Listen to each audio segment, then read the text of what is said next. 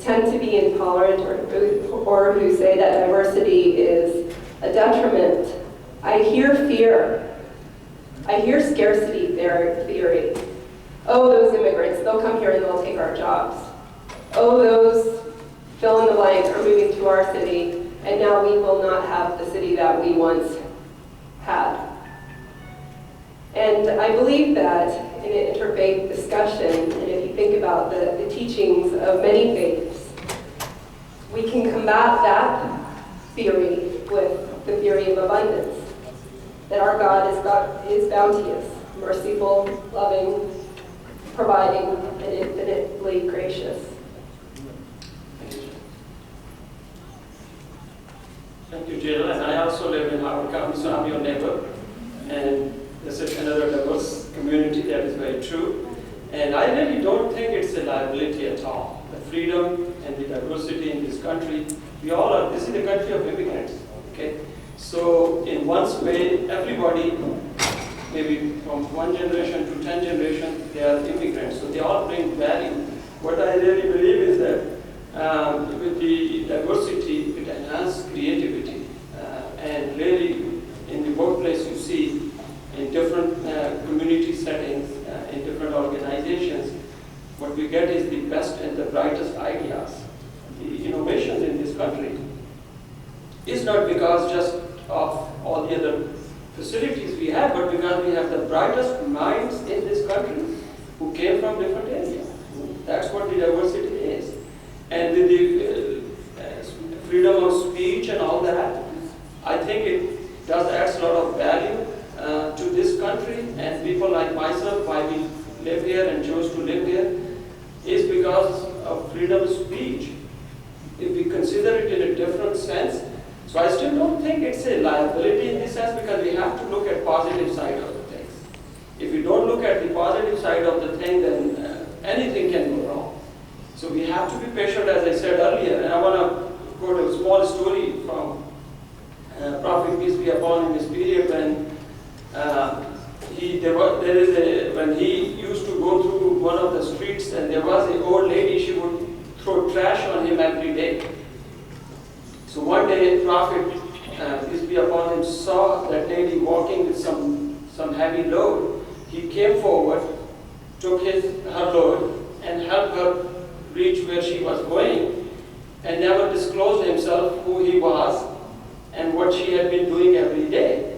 So, this is the beauty and patience and working with the community, that you cannot look at people from religion, from gender, from race. Those things should not be considered. So I think this is a very beautiful society here where we live. That is the reason we have so much innovation here, and we should continue not consider it a liability. Thank you. So again, I just want to remind our panelists to stick to about a minute and a half, just so we can Good.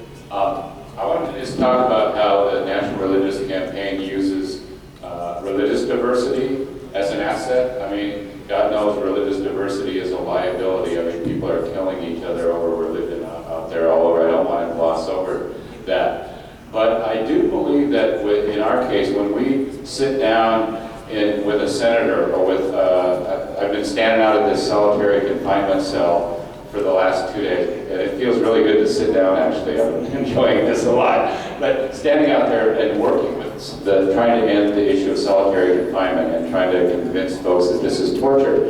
When we sit at the table and we say, well, this isn't just the Christians whose sacred texts call torture immoral. It's the Muslims here. It's the rabbi. It's the Catholics. It's the Protestants. It's the Baha'is. It's the Sikhs.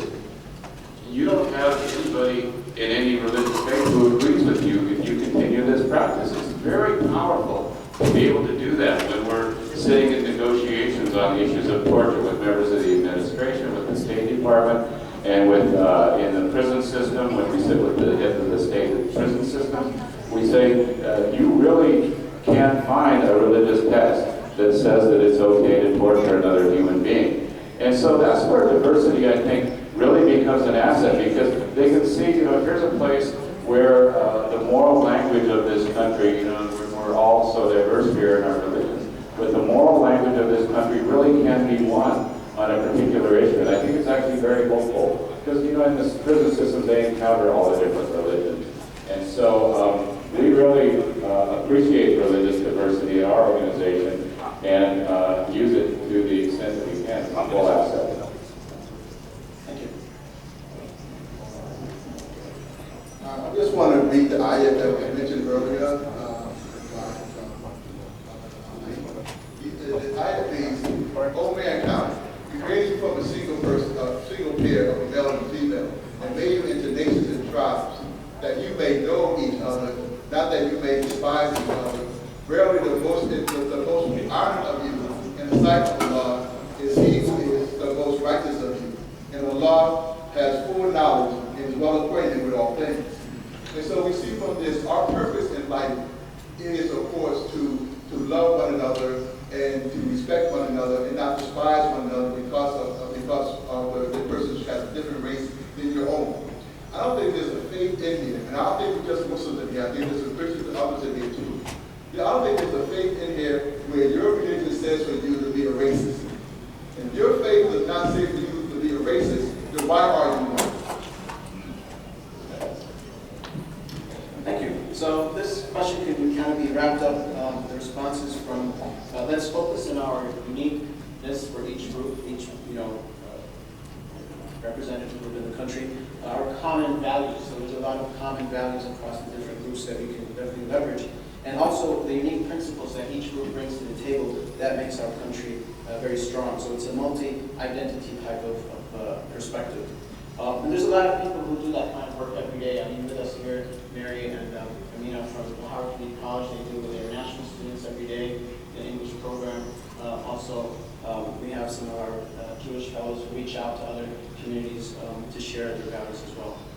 All right, the last question here, we gotta make it really, really quick. So I'm gonna ask each person to just share 30 seconds.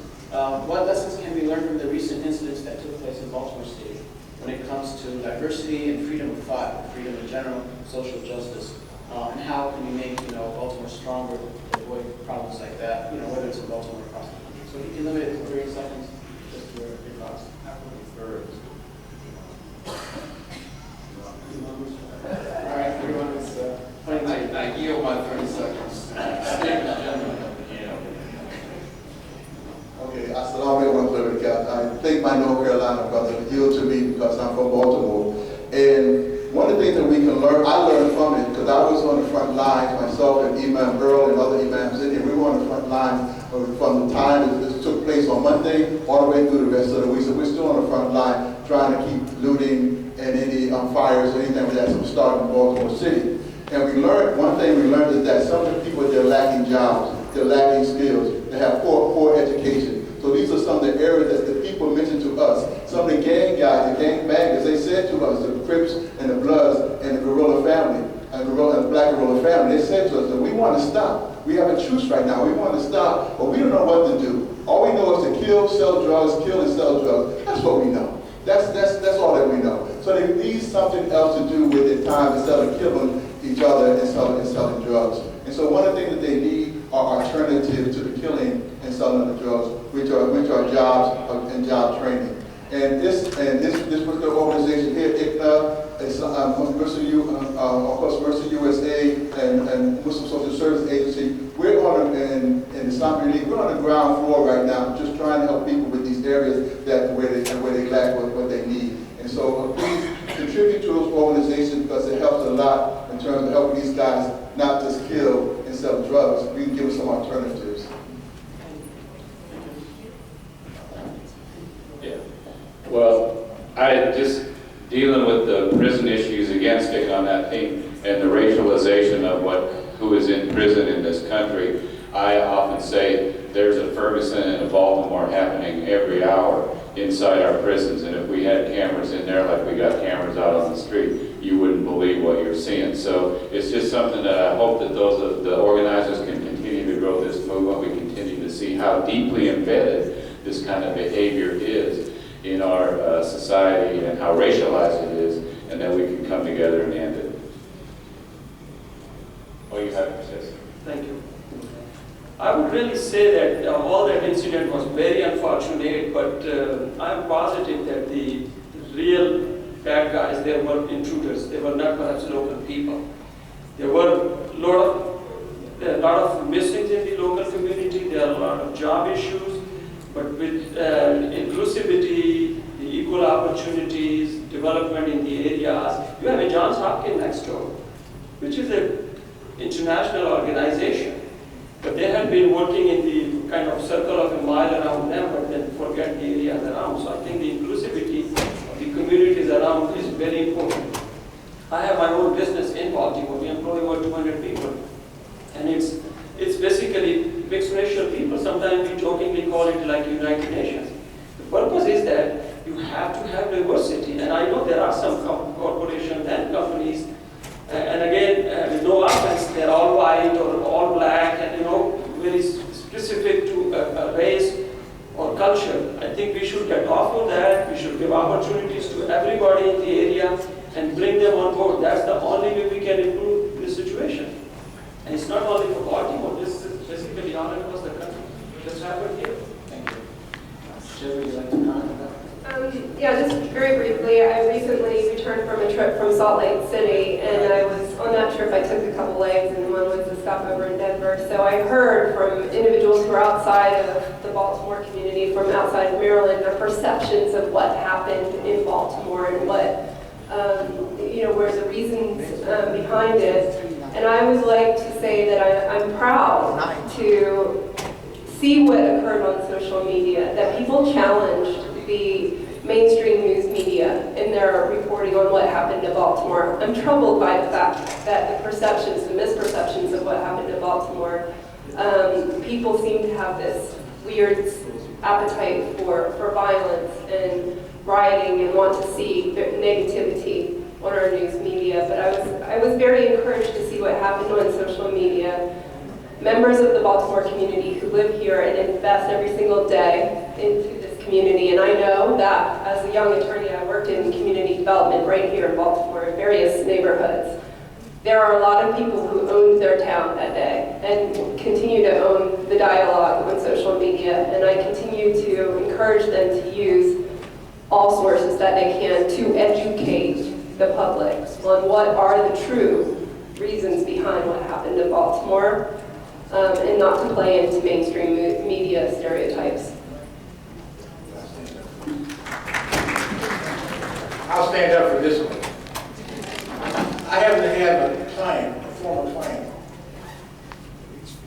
named Horace Muhammad, who was beaten by Baltimore City Police in 1997. We were lucky enough to obtain a multi-million-dollar jury verdict for Mr. Muhammad in 2002, but he lies up now, totally paralyzed from the waist down because police broke his neck. He lived in West Baltimore, and it was inconceivable, unbelievable to him that this is still going on in the same place. Ladies and gentlemen, there has to be a cultural shift, a huge one. I'm proud of this state's attorney because, for all of the press releases and the apparent public things, what she did is say, I was elected to begin holding law enforcement accountable. Law enforcement has to be held accountable, not only in Baltimore City, but throughout the United States. If there's no justice, there's not going to be a peace. How can we tell the Palestinians, for example, not to be upset, not to have another intifada? I mean, how can we do that? There has to be some equilibrium before there is that calm peace. I'm not for violence anyway, but you can't expect it not to be there when people are oppressed and people are victims of occupation as soon as they step out of the porch. You can't have it. And I commend to you what I call treatise of modern America, Michelle Alexander's The New Jim Crow. You cannot be a responsible public official right now and not have read, not have studied, not have at least looked at some of this book, The New Jim Crow, which chronicles the transition of policing from neighborhood policing to occupation with implements of the Reagan administration's war on drugs, which has been a total failure. So there's a lot to say about this, but it has to be changed, a sea change. The white supremacy in which we swim, in which our society has swayed, has to be dealt with. And until we really confront that, we are just treading water. That's all I have to say to that for this time. So really some very, very good points. What I got out of this is that there's a segment of our society that's neglected. Businesses need to step up. Everyone needs to step up to the plate. Also, our youth need to reach out for opportunities, because there's a lot of opportunities out there that also, being involved in youth myself, I don't see that motivation. Grassroots seems to be a big role in solving this problem, and definitely leadership has to be accountable for this. And everyone needs to read the new Jim Crow book, so make sure you got that on your list. All right, so before we move on to dinner, I just want to recognize a couple of people. Imam Earl Amin from Baltimore City is also very active Imam in our community here. And also, we have with us Mr. Stephen McAdams from the Governor's Office. He's the Executive Director for the Governor's Office on Community Initiatives. So dinner is going to be served here. It's buffet style. So just feel free to, go ahead and grab your dinner.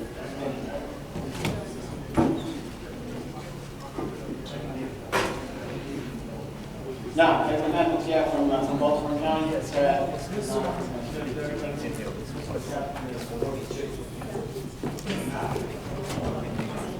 All right, so I want to know.